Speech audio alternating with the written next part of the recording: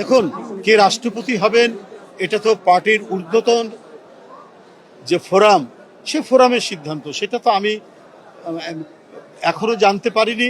তারা নেবেন, যখনই নেবেন আপনারা বুঝতে পারবেন। আপনারা তো অনেক ঘটনা আগেই জেনে যান।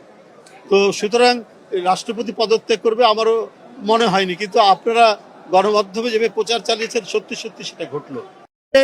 কেউ হতাশ হবেন না, সবাই ঐক্যবদ্ধ থাকবেন। নিশ্চয়ই এই আন্দোলন সংগ্রামের যিনি প্রধান চালিকা শক্তি, আমাদের প্রধানমন্ত্রী, বিএনপির চেয়ারম্যান তারেক রহমান, সবার মূল্যায়ন করবেন কোনো না কোনো ভাবে।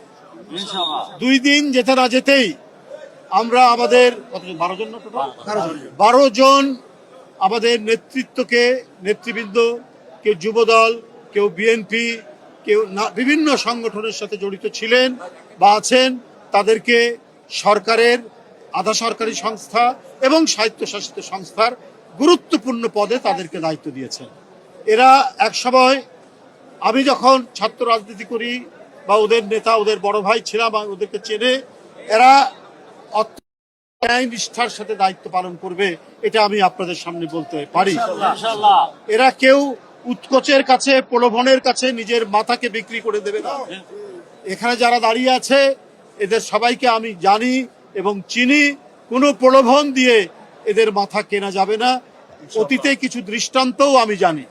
তো এই দিয়েছেন বন্ধুরা আমার, তিনি $1 ট্রিলিয়ন, $1 ট্রিলিয়ন ইকোনমির কথা ঘোষণা করেছেন।